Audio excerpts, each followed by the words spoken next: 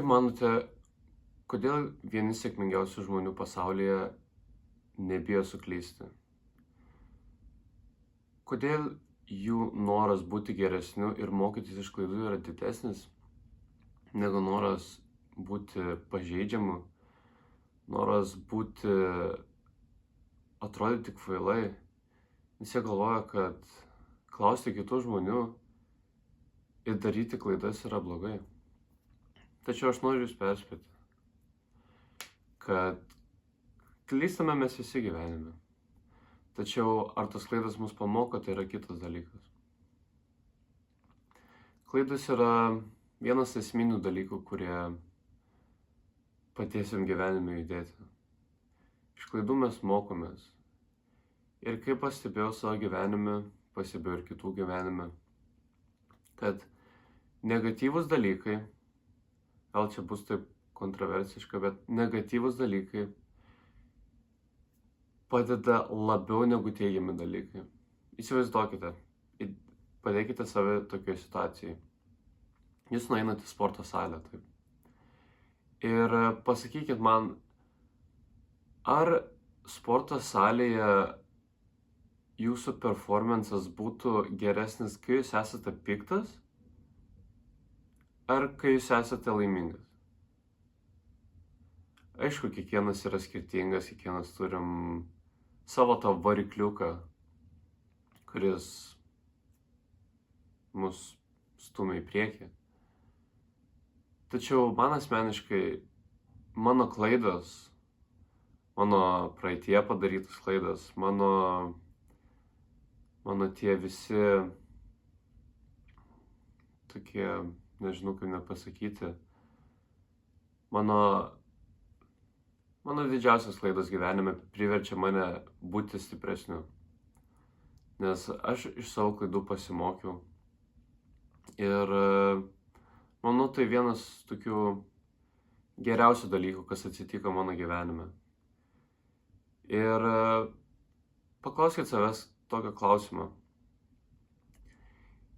Kiek kartų jums reikėtų suklysti, kad žinotumėte, kad po tos kiekvienos klaidos jūs išmoksit žymiai daugiau, jūsų kūrybiškumas bus geresnis ir jūs įveiksit savo baimę. Tokie yra 3 esminiai dalykai, kurie padeda, kai jūs norite save perlipti ir daryti kuo daugiau klaidų. Mes dar esame jauni, mes dar esame nepatyrę.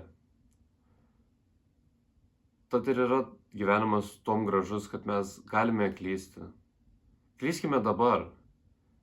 Klyskime dabar, kol mes esame jauni, kol dar turime laiko. Nes aš žinau žmonių, kuriems jau 40-50 metų, kurie dabar gailisi, kad jie neėmė rizikos, kad jie nepradėjo savo biznio, neįkūrė savo kompanijos. Žinau žmonių, kurie gailisi dabar visą gyvenimą, kad jie nepadėjo to pirmo žingsnio ir gal jie būtų ir klydę, bet galų gale jie būtų išmokę, būtų įveikę savo baimę. Tai ir norėčiau pakalbėti apie tai. Baimė yra vienas tų varikliukų, kurie thrivina, kurie stumia į priekį. Ir klysti yra natūralu. Mes nesame ypatingi, mes nesame specialūs, mes nesame tobuli. Visi mes klystame. Tik tai tos klaidos parodo, kad mes esam stiprus kaip individai. Esame pasiruošę žengti žingsnius gyvenime, kad būtų mūsų gyvenimas geresnis, turingesnis. Tačiau mes dedame save tokią į komforto zoną, kad galvojame, dabar man reikia viską padaryti tobulai, bet nėra tokio dalyko kaip tobulumo. Visi mes turime savo insecurities, savo dalykų, kurių mes neparodom ar publikai, ar kalbam apie tai. Tačiau čia nėra esminis dalykas, dėl ko mums nereikėtų klysti. Pavyzdžiui, buvo man tokia situacija mokykloje, universitete.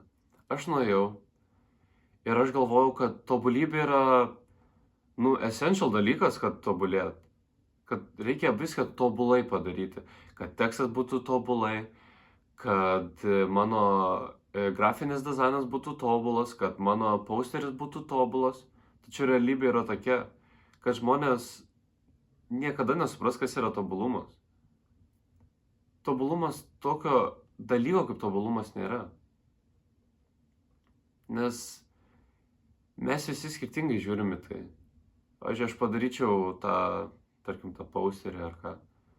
Padaryčiau ir manot, kad visiems 99 žmonėms iš 100 jis patiks? Ar ten 100 iš 100, jeigu jau tobulai? Ne. Bus žmonių, kuriem nepatinka fonas, nepatinka raidžių šrifto pasirinkimas. Tačiau iš to mes ir išmokam, kad neįtikti, bet kad padėti žmonėm, kad įveikti savo baimę, kad išmokti iš savo klaidų. Nes klaidos yra vienas iš tų mokslinių dalykų, kurie padeda gyvenime. Manot, tie žmonės kaip kokie Steve Jobsas arba Elon Muskas, jie viską tobulai turėjo gyvenime? Ne. Jie klydo ir galų gale po tų visų klaidų jie skatino savo kūrybiškumą. Jie nebijojo rizikuoti. Jie rado kitokių būdų, kaip tapti dabar aukščiausiais žmogumis pasaulyje. Kodėl mes negalime pabandyti kuo daugiau klysti?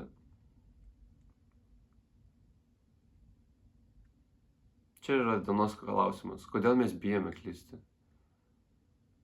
Kodėl mes nenorime įmerkti tos kojos?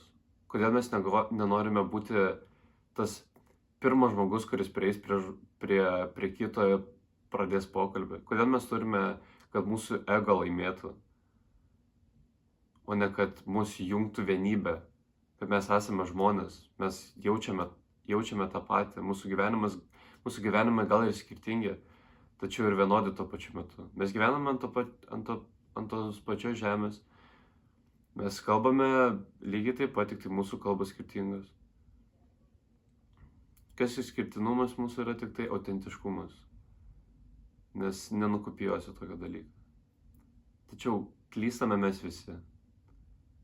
Klystame. Tačiau kaip mes pasimokysime iš tai? Nebijokite klysti. Nes ta viena klaida, 2, 3, 4 gali priversti jūs prie tokių gražių dalykų, apie kurių net nesvajojate. Ačiū.